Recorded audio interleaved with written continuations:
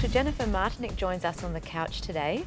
Jennifer is a world-leading hair restoration surgeon, and I'm really looking forward to finding out more about what you do. Welcome to the show.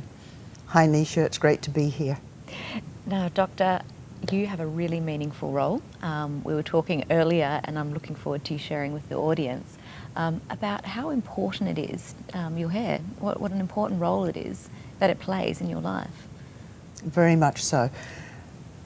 The public actually really underestimate the psychological effects on some people of losing hair, especially women. Women are devastated by it.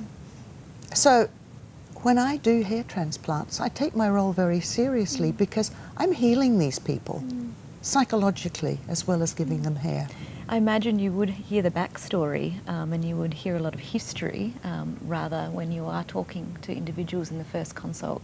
It's very important to actually understand what drove them to me in the first place, and some of them are very sad stories. Okay, and so in your role, you're a consultant. If for our audience who may have had no experience with hair restoration in the past, what does your role actually involve? My role involves consulting the patient, finding out what the problems are, what options they have. Frequently it's not hair transplanting, frequently that we're dealing with something like medication or some changes to their diet. But again, each one is an individual, and when they come to me we can sort this out. Wonderful, and there have been a number of advances, haven't there, in your industry over the years. You've just come back from Prague. You speak at lots of conferences around the world. Tell us about some of those changes, because I think that's quite important. We've come a long way in your space. Well, if I think of hair transplanting, when I was first introduced to it in the 1970s, it was plugs, or what we know as doll's hair, clumps of hair on the head. I have to admit that's what jumped into my head initially too. And it still does. It's high on the public's mind. However, then we moved into doing excisions of bald areas called scalp reductions in the 1980s, and then I was the first one to actually bring the single follicle grafting into Australia in 1991. So follicle by follicle? Follicle by follicle. The follicles have 1 to 4 hairs. If you think about it, my life is made up of 4 millimeters, the thickness of the scalp. That's my life. Wow. Wow, so you have a very busy schedule too. You travel all around Australia as well to consult. Tell me a bit about, I guess, if someone is interested in seeing you and understanding more around hair restoration, how do they, I guess, have that initial consult if they're maybe not very confident, or how do they come to you? Look, it's a really big step. The internet is wonderful because people can get a lot of information from there. But it's a huge step to actually make a consultation. And so therefore, I have to be very compassionate with these people and understand their concerns. And they go out on the internet and that they see bad results, often from overseas. They're worried about scars, they're worried about what it's going to look like. Will it look natural? Will anybody notice? Because it's losing hair is a very private journey.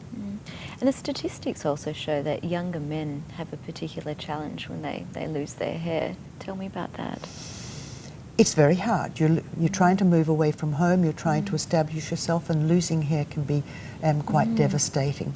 But young men should come and seek treatment at an early stage, because there are things like medications, tablets, there's a medically created protein powder. Sometimes they're injecting the patient's own blood. It's called PRP, platelet-rich plasma. Sometimes there's lasers, and frequently this can help these men to stabilize their hair. That statistic actually matches up really closely to our mental health statistics as well, in terms of greatest level of risk. So between 12 and 25, there's a higher chance for males to take their own lives. We have a lot of mental health experts that come on the show, and I'm just really interested that actually is the same cohort that do come and see you and do have those challenges, whether it's body dysmorphia you were talking about earlier. But body dysmorphic is a serious problem. You know, the thing is, these young men are so desperate that they'll frequently go and get a hairpiece. They're desperate.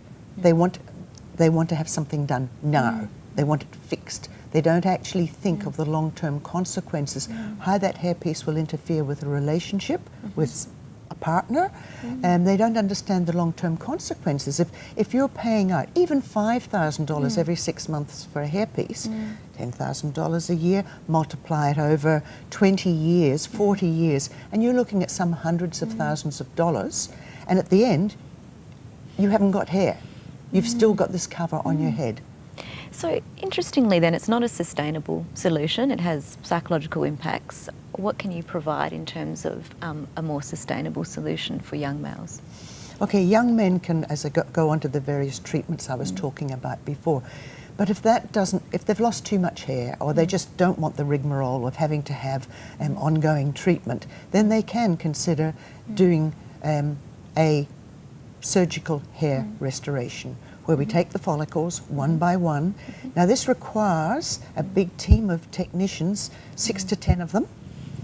It requires dedication on the part of the doctor with regards to artistry, because it's not about where those follicles have come from, it's how they're artistically put into the head with the right curl, direction, and angle, so that they mimic the hair that you used to have there previously. So the average procedure takes maybe 4 to 6 hours, during which the patient sleeps, so they're very nice and comfortable. Yes. And then it will take them 4 to 6 months before the hair starts to grow. Once it grows, it's there forever. It's theirs to cut and perm any way they like for the rest of their life. Wow, we have come a long way. We have. And it's a whole lot cheaper, and it's permanent. Fantastic. So in terms of the cost, is there a ballpark figure that we can talk about? It varies greatly. If you're going to have 500 follicles versus 4,500 follicles, it's a very widespread. But you can be talking about $5,000–6,000, but you also could be talking of close to $20,000. As you mentioned, though, it's a sustainable solution. You have hair. It's not a hair piece, which you mentioned earlier could cost up to $100,000 over your lifetime, if more. And more as well, and the psychological impacts as well. Well, the thing is, if you have your own hair, there's no upkeep. You don't have to worry about the wind blowing. You don't have to have it replaced every 6 months. You don't have to worry about somebody touching your hair when you're in a relationship. You don't have to worry about diving into a pool.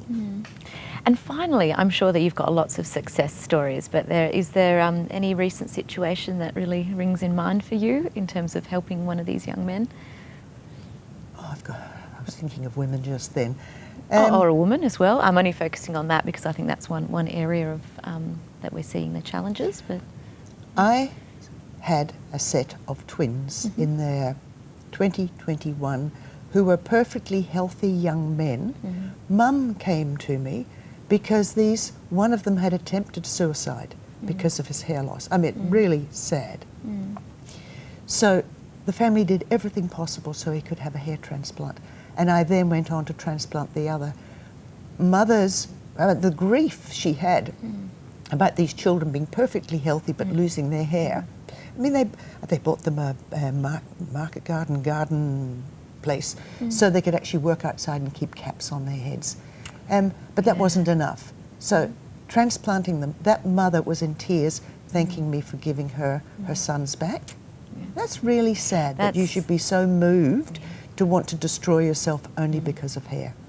Yeah, look, and like you said before, there's a whole nother layer and history behind each of your clients that come and see you, but that's where it's important, the triage. Lots of health professionals being a doctor as well, so I think it's fantastic that you have that expertise to assist people.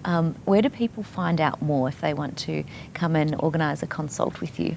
Well, they can actually go to my website, which is called www.martinickhair.com.au.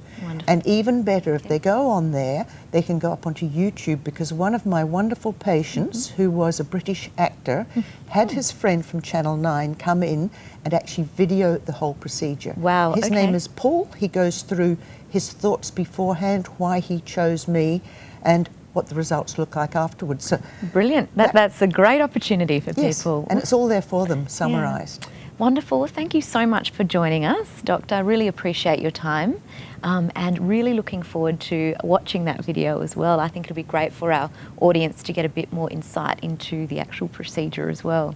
It's been A real delight talking to you today. Lovely, and we'll look forward to having you on again, hopefully. Thank you. Okay. Now, if you've missed any of that, of course, you can get it on thecouch.com.au.